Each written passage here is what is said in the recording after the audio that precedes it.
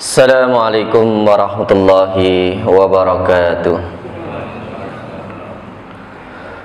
Alhamdulillah.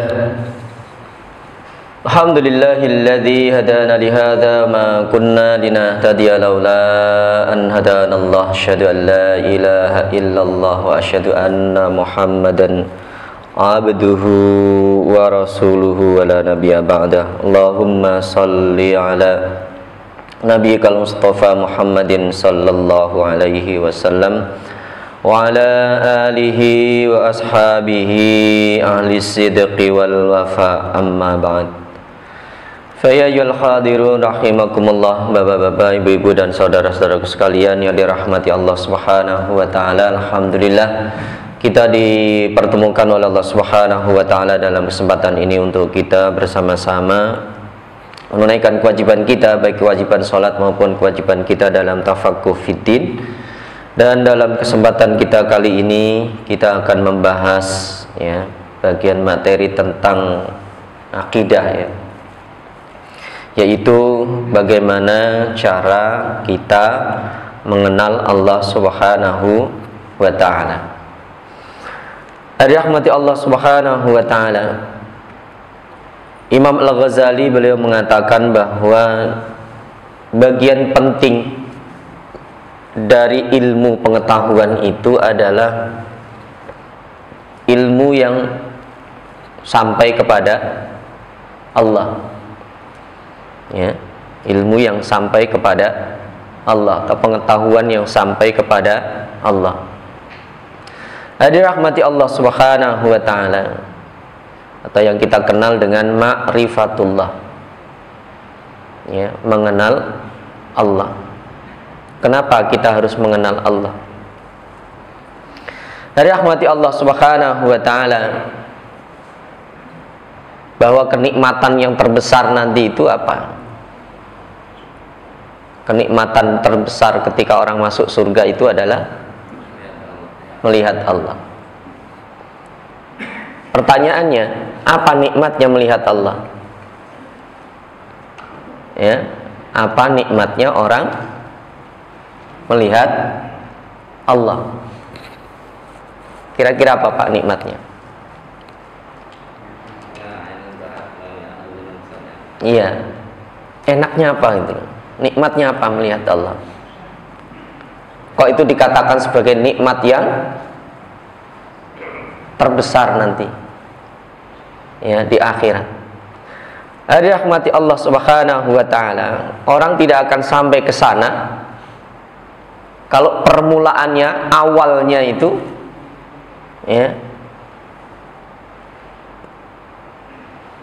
kalau awalnya itu keliru.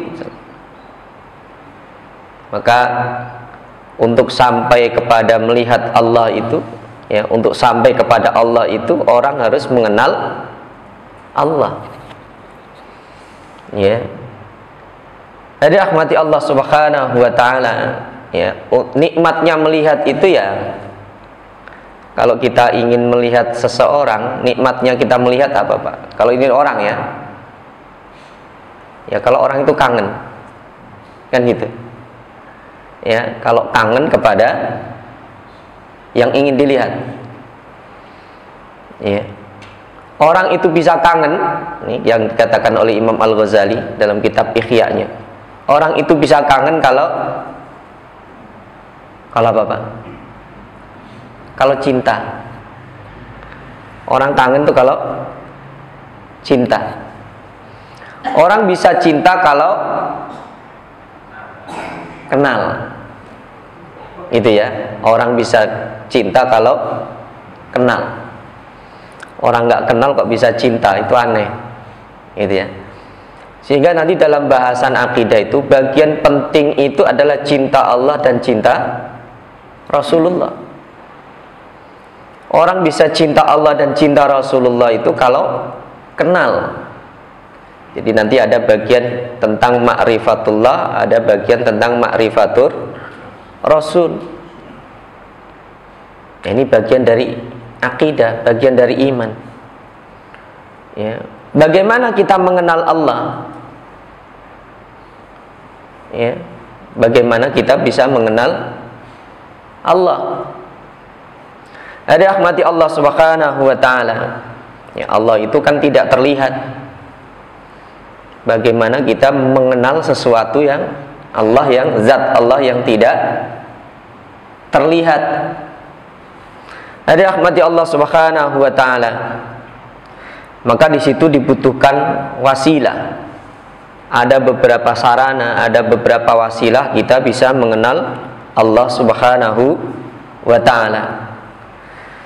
Yang pertama, kita mengenal Allah Subhanahu wa taala itu melalui akal. Ya, mengenal Allah itu yang pertama melalui akal. Ya, berpikir. Rahmati Allah Subhanahu wa taala. Maka Allah Subhanahu wa taala senantiasa memerintahkan kita untuk menggunakan pikiran kita. Ya. Di antaranya kita diperintahkan untuk berpikir, tafakkaru fi ala illahi wa la tafakkaru fillah. Ya, berfikirlah kamu tentang nikmat-nikmat yang diberikan oleh Allah Subhanahu wa taala. Ya, jadi akal atau pemikiran inilah yang bisa membawa kita kepada mengenal Allah Subhanahu wa taala. Ya.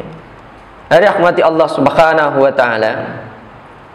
Jadi dengan akal itulah ya kita bisa mengenal Allah Subhanahu wa taala, yaitu melalui ciptaan-ciptaannya,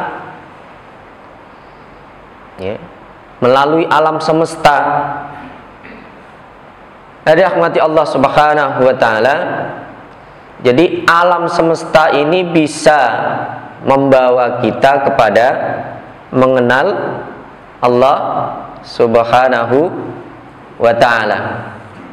Itu yang dicontohkan oleh Nabi siapa, Pak? Nabi siapa? Nabi Ibrahim.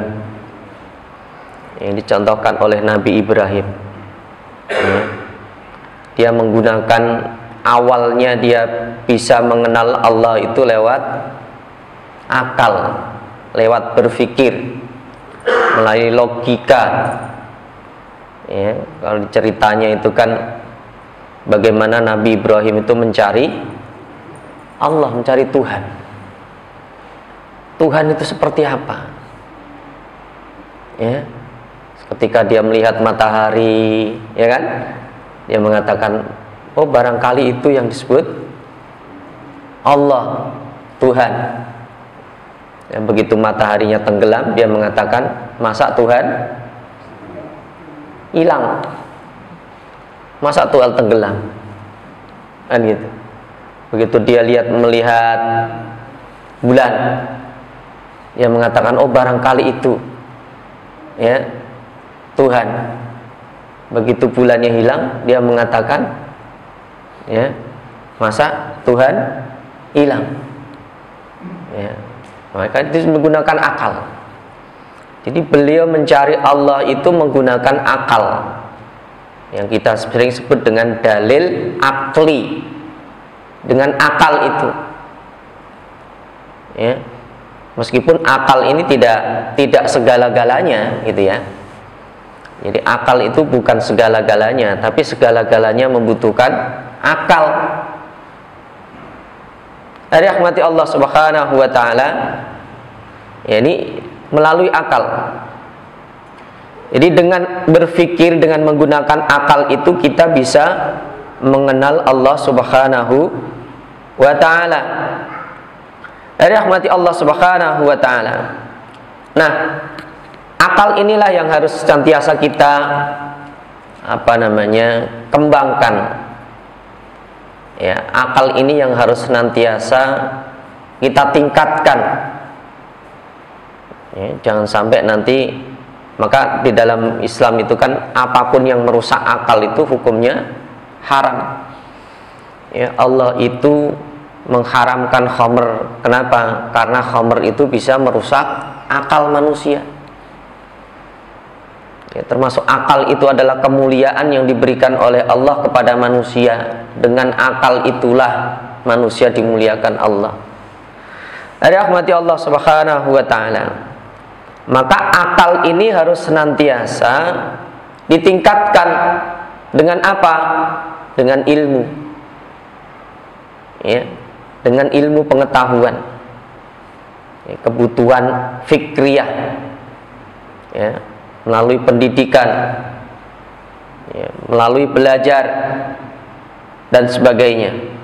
Rahmati Allah Subhanahu wa taala. Nah, di antara yang bisa melemahkan akal manusia, ya, akal manusia itu bisa juga ya, lemah, yaitu di antaranya adalah sikap fanatik. Ini yang merusak akal juga, fanatik itu, atau fanatisme, ya, menghambat atau melumpuhkan akal. Ya. Fanatik itu apa, Pak? Fanatik itu apa? Ada fanatisme berpikir juga. Jadi dia membatasi pemikirannya, ya, pada hal-hal tertentu, ya, atau pada orang-orang tertentu, atau pada ilmu-ilmu tertentu. Maka termasuk yang melemahkan akal manusia itu sikap fanatik. Ya, jangan sampai kita itu menjadi orang-orang yang fanatik. Ya, kalau tidak itu salah. Nah, jangan sampai seperti itu, karena itu melumpuhkan akal kita. Ya, maka kita itu belajar harus sebanyak-banyaknya, seluas-luasnya.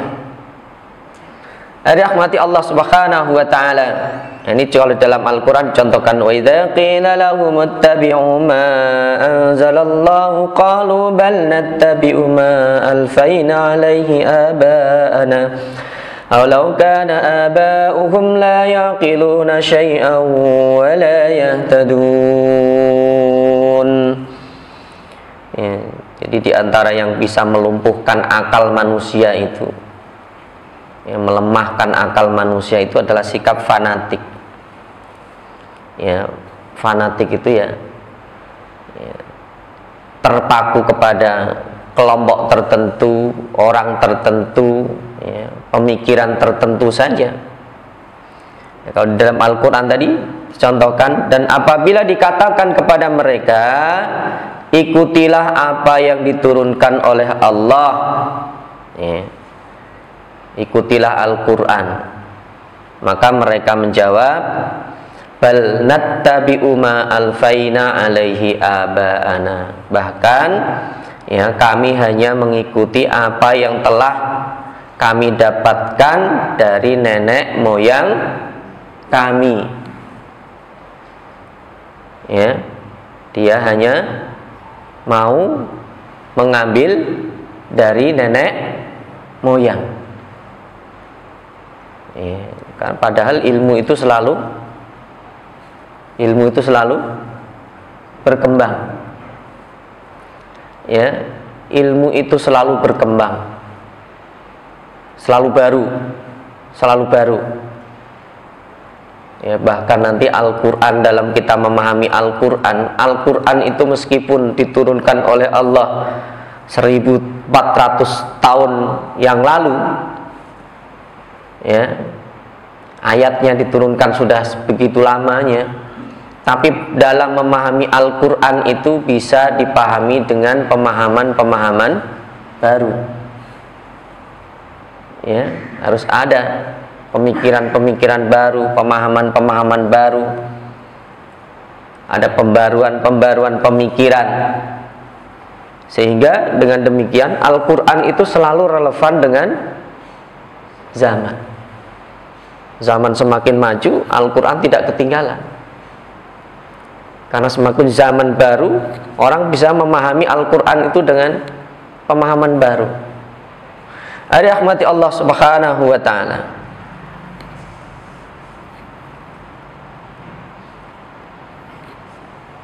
Nah, Allah Subhanahu wa ta'ala memerintahkan kita untuk senantiasa menggunakan pikiran kita. Awalam yatafakkaru fi anfusihim ma khalaqallahu as-samawati wal ard ma khalaqallahu as-samawati wal arda wa ma bainahuma illa bil haqq. Dan mengapa mereka tidak memikirkan tentang diri mereka? Wa fi anfusikum afala tubsirun. Ini wasilah tafakkur, pentingnya tafakkur. Maka cakupannya berpikir ini sangat luas. Dan berpikir yang terbaik itu adalah berpikir untuk sampai kepada Allah. Jadi alam semesta ini bisa membawa kita untuk sampai kepada Allah. Allah tidak menjadikan langit dan bumi dan apa yang ada di antara keduanya melainkan dengan tujuan yang benar dan waktu yang ditentukan.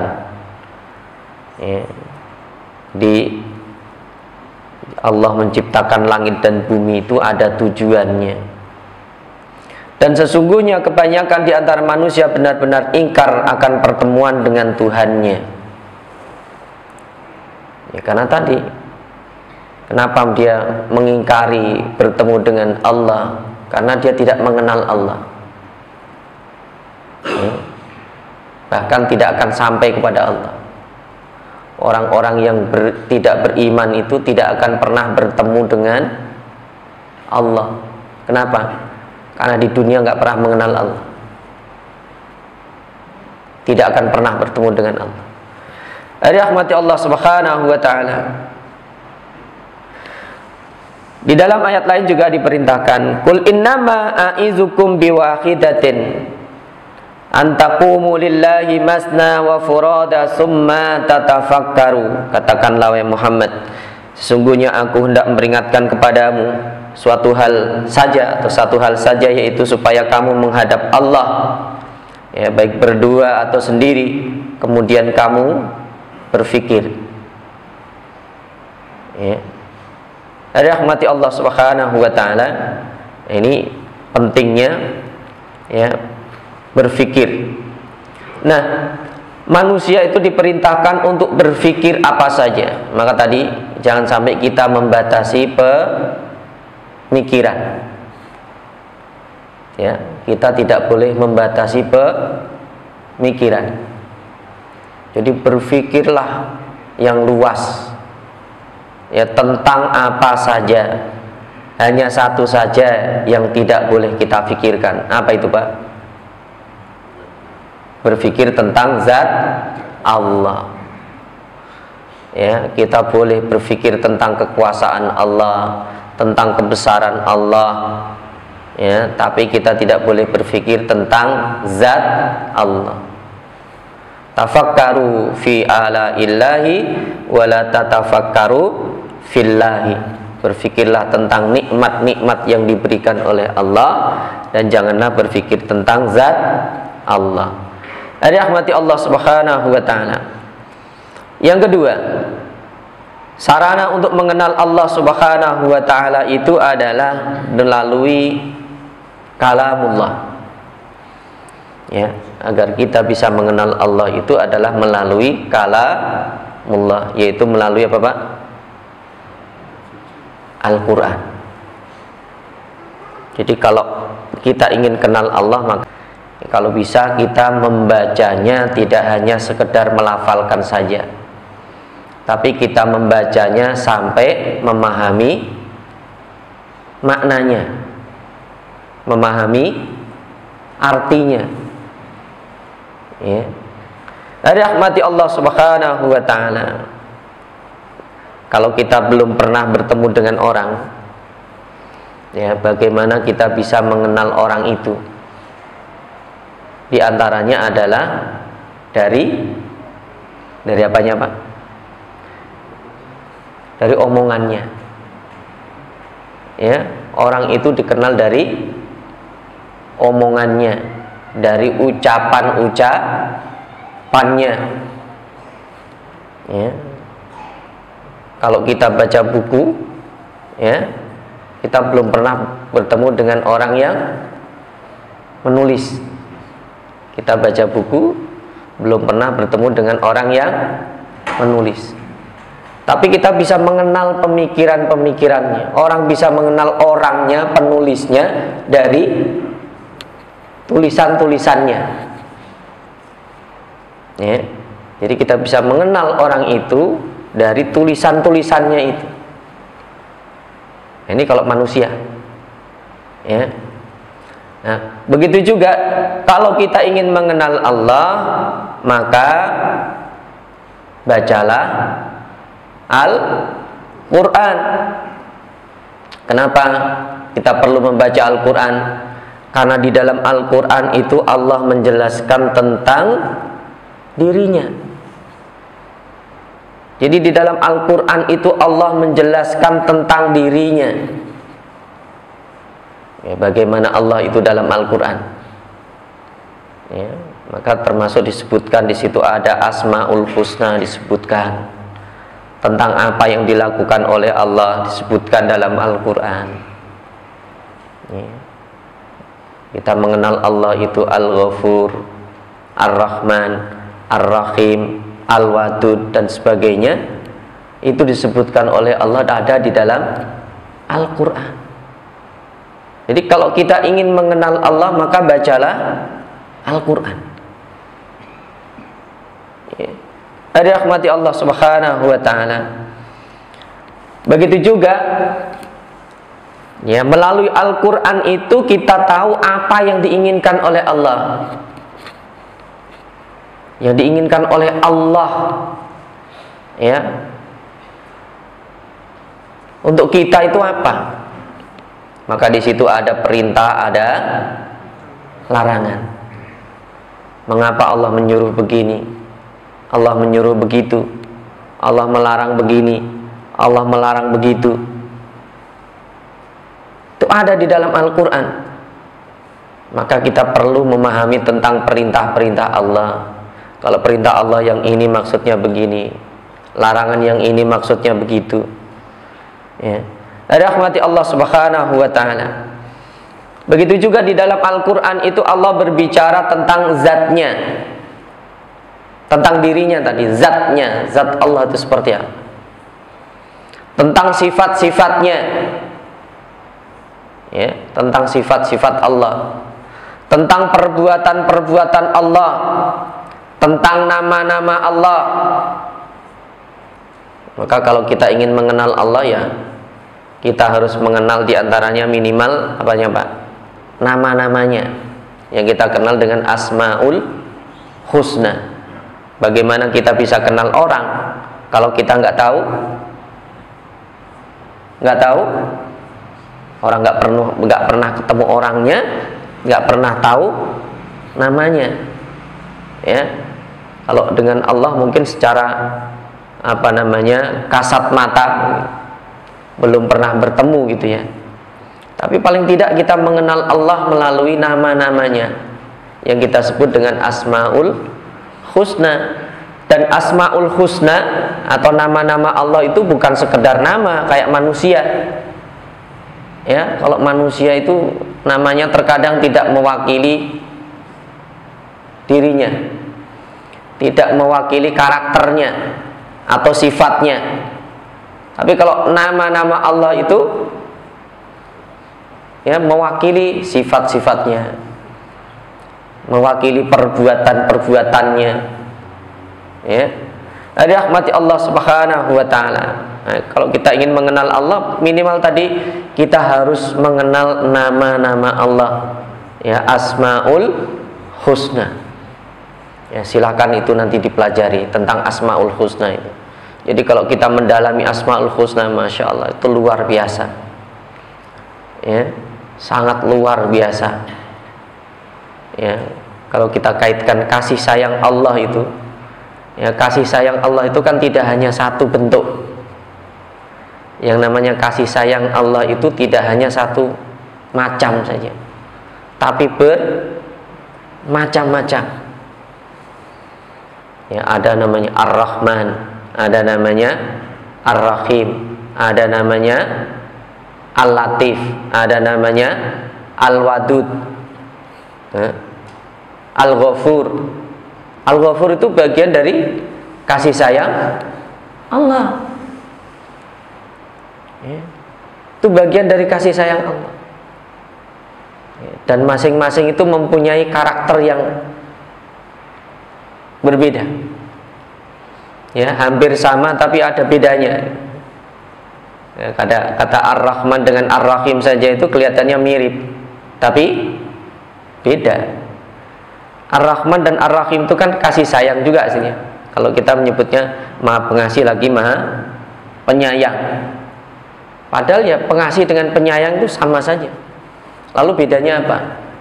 Kalau Ar-Rahman itu kasih sayang Allah untuk semua makhluknya, ya, baik dalam kehidupan dunia maupun akhirat, ya, itu Ar-Rahman.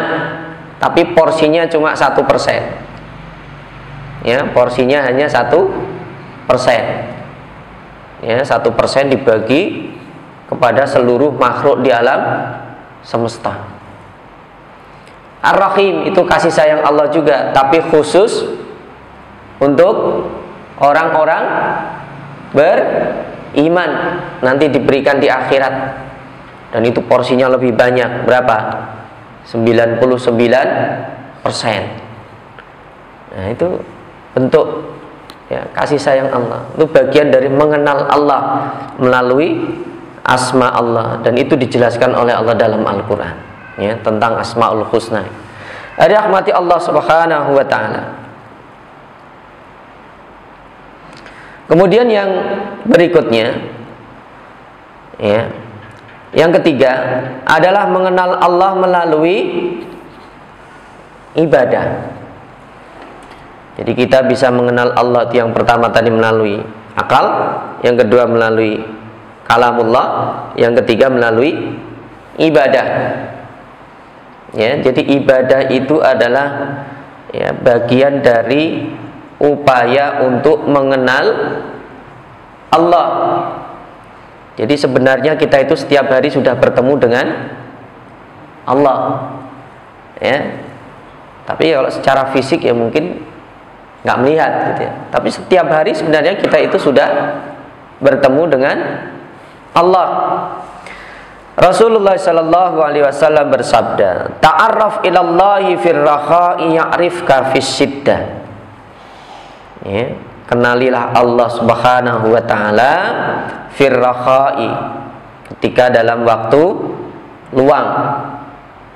Ya'rifka fis syiddah, maka Allah akan mengenalimu ketika dalam kesempitan. Ya.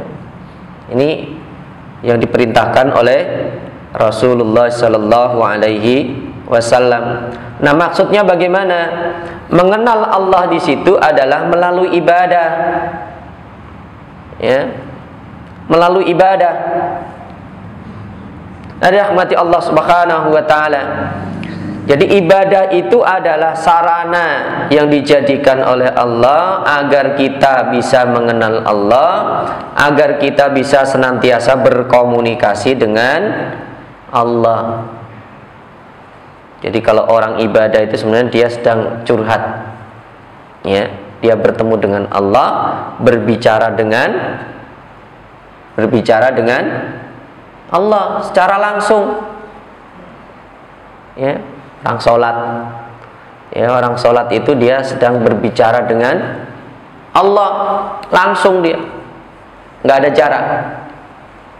Ya, maka Rasulullah Sallallahu Alaihi Wasallam, ya, beliau bersabda,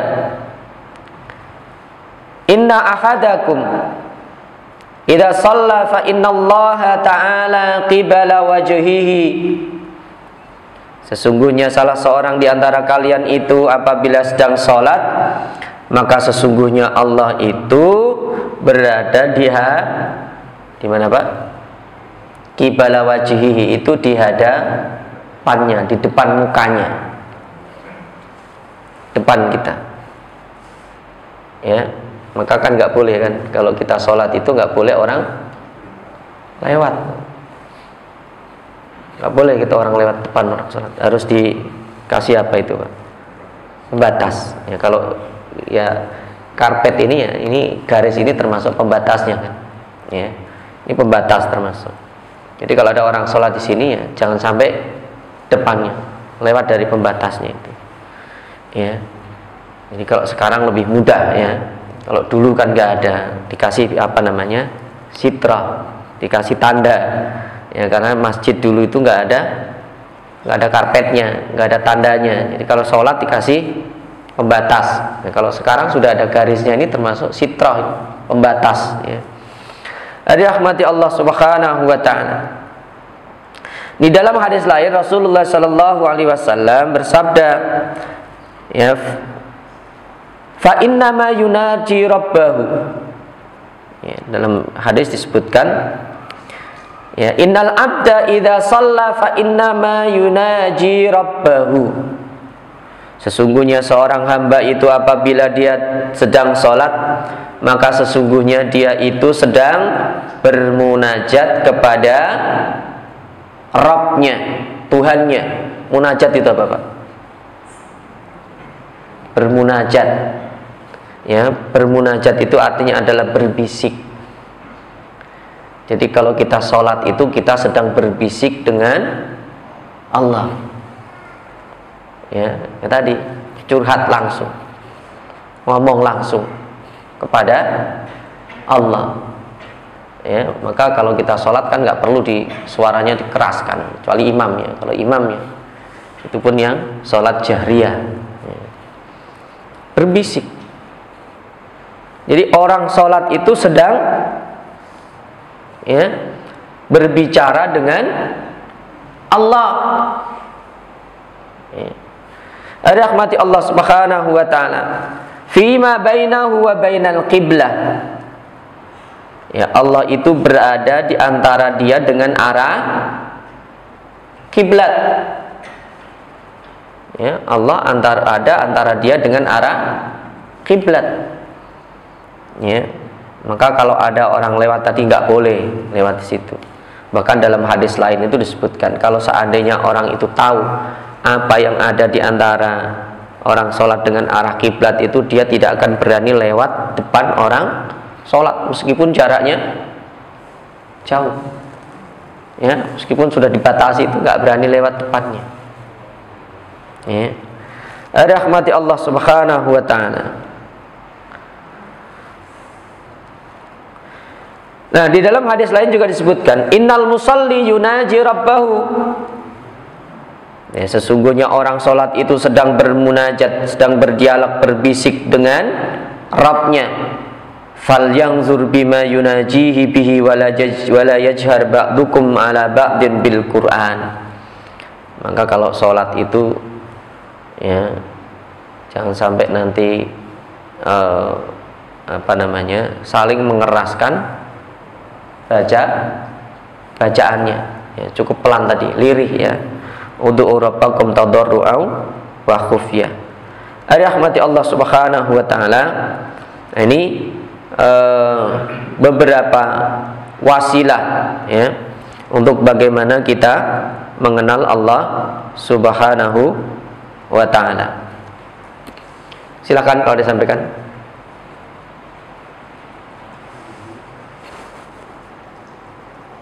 Sudah Isya?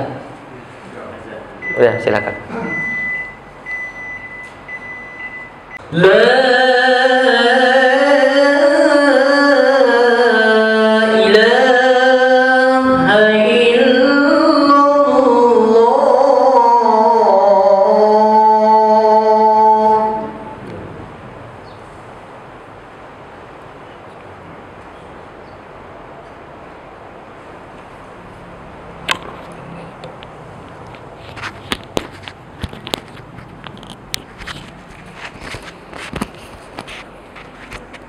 Silakan kalau ada yang disampaikan. Ya. Mengenai sifat mengenal Allah, Ustaz. Ya. Sebetulnya berhubungan dengan masalah ibadah. Artinya bagaimana kalau mungkin nggak gitu, kita beribadah itu tanpa mengenal Allah secara baik. Kalaupun memang ada, itu apa konsekuensinya? Iya. Bisa saja kita beribadah kepada Allah, tapi kita belum banyak mengenal Allah. Maka tadi kaitannya, ya, bisa saja kita beribadah kepada Allah. Banyak orang yang kadang ini meninggalkan ibadah. Kenapa?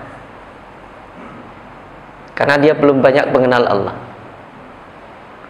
ya, sehingga menganggap bahwa ibadah itu hanya formalitas. Ya, jadi kalau orang itu mengenal Allah, maka dia akan rindu kepada cinta, ya. Orang itu bisa cinta kepada Allah kalau dia mengenal Allah. Ya, jadi ibadah itu wasilah untuk mengenal Allah agar kita bisa mencintai Allah. Termasuk orang itu tidak bisa merasakan nikmatnya iman sampai apa, Pak? Mencintai Allah dan Rasulnya melebihi cintanya pada dirinya, anaknya, keluarganya, orang tuanya. Ya. Ya. Kalau orang, makanya beri contohkan Nabi Ibrahim kan sampai dapat julukan apa itu, Pak? Khalilullah, kekasih Allah. Bahkan dia rela mengorbankan apa saja untuk Allah, karena dia sudah sampai tingkat mencintai Allah itu melebihi dari segalanya. Ya. Jadi bisa saja orang itu beribadah kepada Allah meskipun dia belum mengenal Allah, tapi ruhnya itu kurang, ya, ruh ibadahnya itu kurang. Jadi sewaktu-waktu bisa saja dia akan tadi begitu merasa ibadah dari dulu saya rasakan juga nggak ada pengaruhnya, nggak ada, ya kan? Karena belum sampai pada tahapan tadi cinta, ya, belum tahapan cinta. Kalau dia sudah sampai pada tahapan cinta, maka dia akan rindu. Rindu apa? Bertemu Allah, ingin selalu bertemu dengan Allah, ingin selalu berkomunikasi dengan Allah, ingin selalu dekat dengan Allah, ya, ingin selalu bertemu. Maka Nabi itu selalu memperbanyak sholat, ya, apa? Ya. Jadi orang-orang yang ahlul ibadah itu adalah orang-orang yang kangen dengan Allah, ya. Nah ini, jadi bisa saja tadi ada juga orang yang ibadah kemudian dia melakukan hal-hal yang tidak baik. Ada juga. Kenapa? Karena dia belum banyak mengenal Allah. Ada orang yang ibadah juga tapi dia makan haram juga. Iya. Karena dia belum banyak mengenal Allah. Ya. Ada juga begitu kita ingatkan. Ya, karena Allah tahu innallaha ta'ala thayyibun la yaqbalu illa thayyiban. Allah itu baik dan hanya akan menerima sesuatu yang baik. Ibadahnya iya, ibadah dia, tapi yang haramnya dia lakukan, ya, yang dilarang Allah ya dilakukan. Kenapa itu dilakukan? Kalau orang itu mengenal Allah, ya, dan dia mencintai Allah, ya, maka dia tidak akan berani melakukan sesuatu yang dilarang oleh Allah. Karena bagian dari, maka ini bagian tentang mahabbah itu penting sebenarnya. Jadi mengenal, cinta, rindu, baru ketemu, kan gitu. Ya. Bagian mahabbah ini bagian yang penting. Kalau ciri orang mencintai itu apa, Pak? Ciri orang yang mencintai itu apa? Kalau ada seorang laki-laki mencintai istrinya, belum pada rindu. Apakah seorang suami itu akan melakukan sesuatu yang dibenci oleh istrinya? Enggak. Ya kan? Itu bagian dari cinta Allah. Ya. Bentuk orang itu cinta Allah, dia tidak akan melakukan sesuatu yang dibenci oleh Allah. Ya, tadi ada orang yang ibadah tapi masih melakukan sesuatu yang dibenci oleh Allah. Kenapa? Dia nggak kenal itu Allah. Yang disukai oleh Allah itu apa? Yang tidak disukai oleh Allah itu apa? Dan itu belum banyak kenal dia. Ya, Allah itu cintanya apa? Allah itu yang tidak disuka apa? Maka yang dicinta oleh Allah itu yang kita lakukan. Kalau kita cinta kepada Allah, yang tidak disuka oleh Allah itu kita tinggalkan. Itu bentuk cinta kita kepada Allah, agar kita dapat cinta Allah. Ya, agar kita dapat cinta Allah, itu kita melakukan yang dicintai oleh Allah dan meninggalkan yang dibenci oleh Allah. Nah, itulah yang disebut dengan ibadah. Yang kita sebut dengan ibadah. Jadi hakikat ibadah itu adalah melakukan apa yang dicintai dan diridhoi oleh Allah. Ya. Mengenal Allah. Jadi terus mengenal Allah tadi. Sehingga ibadahnya itu bisa bagus kalau dia lebih mengenal Allah. Kalau enggak ya tadi, sholat ya iya, puasa ya iya, zakat ya iya, tapi dia melakukan sesuatu yang dibenci oleh Allah sehingga nggak ketemu. Ya, nggak ketemu. Karena nggak kenal itu loh, nggak tahu tadi loh. Sebenarnya kesukaan Allah itu apa? Gitu. Sama aja, ya. Dia nggak tahu apa yang disuka oleh orang yang disukai. Kira-kira, ya, Bapak tahu nggak apa kira-kira makanan yang disukai oleh istri Bapak? Tahu nggak kira-kira? Jadi kalau kita memberikan sesuatu, ini kalau pada manusia ya, kita memberikan sesuatu yang disukai oleh orang yang kita suka, maka dia akan suka kepada kita. Nah itu. Jadi hakikat ibadah itu ya melakukan sesuatu yang disukai dan diridhoi oleh Allah, supaya Allah mencintai kita. Itu dimulai dari kenal tadi. Jadi kalau kita tidak mengenal Allah secara betul, ya tidak sampai akhirnya tadi. Ya. Itu bisa saja orang itu ibadah, ya, meskipun dia tidak kenal Allah, tapi ya ibadahnya tadi bisa saja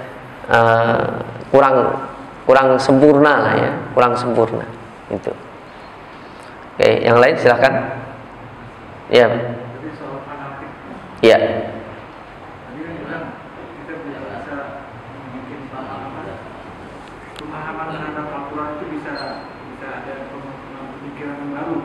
Iya.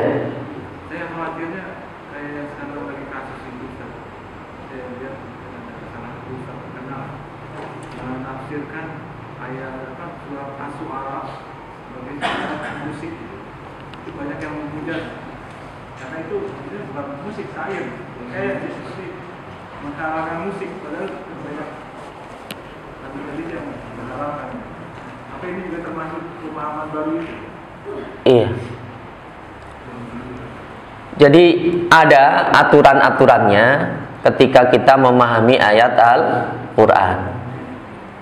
Ada urutan-urutan atau cara-cara kita memahami ayat Al-Quran. Yaitu yang pertama adalah memahami ayat Al-Quran dengan ayat yang lain. Namanya tafsirul Quran bil Quran.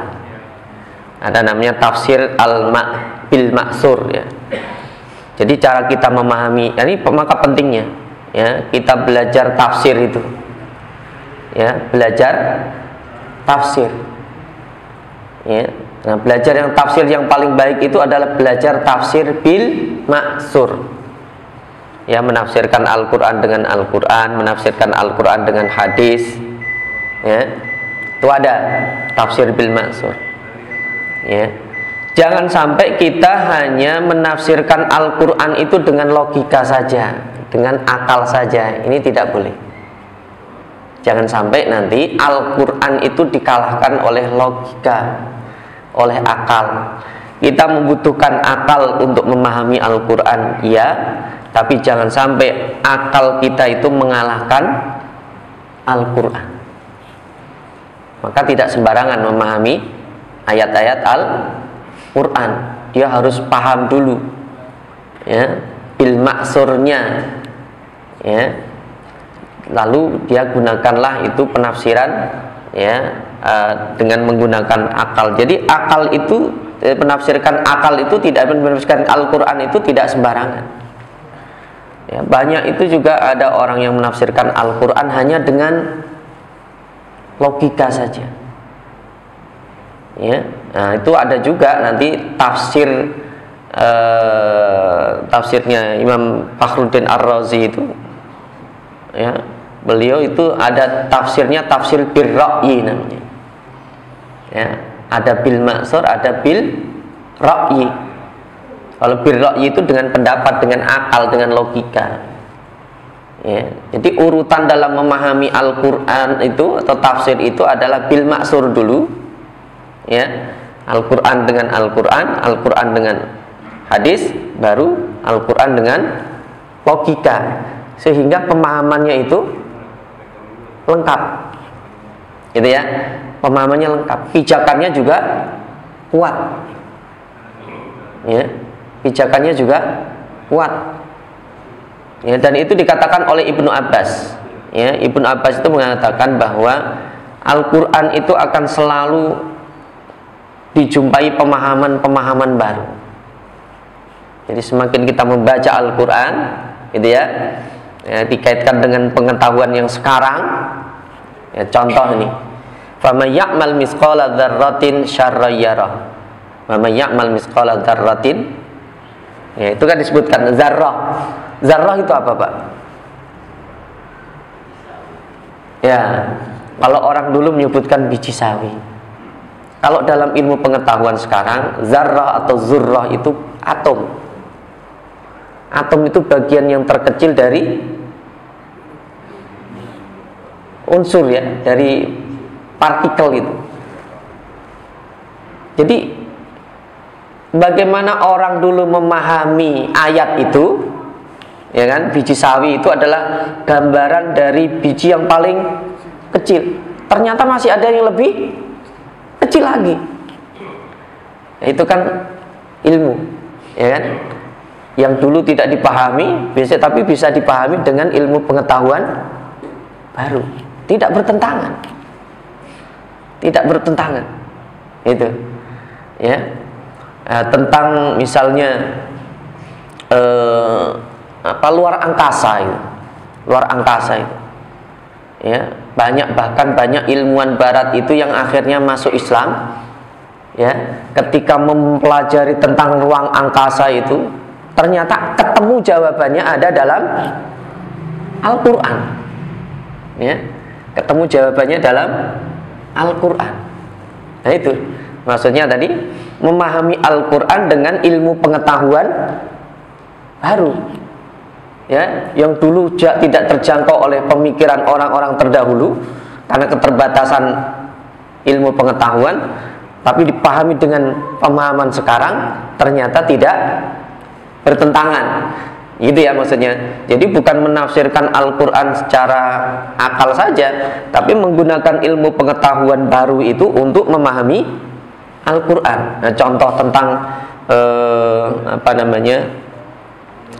kan banyak ya sekarang tafsir ilmiah namanya. Ada namanya tafsir ilmiah. Ya, setelah diteliti dengan ilmu pengetahuan baru itu ternyata Al-Qur'an ini cocok. Gitu ya. Sehingga tadi, ternyata luar biasa. Ya, tentang misalnya menyusui itu kenapa kok harus 2 tahun? Ya kan? Itu ada keutamaan-keutamaannya. Misalnya tentang penciptaan manusia gitu ya. Itu kan Al-Quran menyebutkan dulu tentang proses manusia dari mulai masih dalam berupa air, kemudian darah, kemudian segumpal. Itu kan ada prosesnya. Nah itu begitu diteliti dengan ilmu pengetahuan sekarang, ternyata itu sangat relevan. Dan itu sehingga Al-Quran itu selalu bisa dipahami dengan ilmu pengetahuan baru. Itu ya, tidak bertentangan. Ya itulah termasuk diantara kemukjizatan Al-Quran. Mukjizat Al-Quran itu adalah mukjizat ilmiah, mukjizat ilmu pengetahuan, dan itu akan sampai pada yaumul qiyamah nanti. Ada pemahaman-pemahaman baru, ya, yang tentunya itu tidak bertentangan tadi, ya. Tapi kalau dia menerjemahkan, memahami Al-Quran dengan pemikiran-pemikiran yang nyeleneh, bukan itu yang dimaksud, ya, bukan itu, ya. Memang ada orang-orang yang menerjemahkan semaunya, nah, itu tidak, nanti dalam tafsir itu tidak memenuhi ketentuan atau syarat untuk menjadi seorang mufassir, ahli tafsir. Jadi ada nanti syarat-syarat orang menjadi ahli tafsir. Jadi ada urutan-urutannya, memahami bahasa Arab, memahami tentang asbabun nuzul, memahami tentang asbabul wurud, ya itu ya. Kemudian memahami tentang keterkaitan antara satu ayat dengan satu ayat yang lain, itu harus paham. Jadi tidak hanya menggunakan logika saja. Mungkin itu cukup. Mari kita tutup dengan doa kafaratul majlis. Subhanakallahumma bihamdika asyhadu an la ilaha illa anta astaghfiruka wa atubu ilaik. Assalamualaikum warahmatullahi wabarakatuh.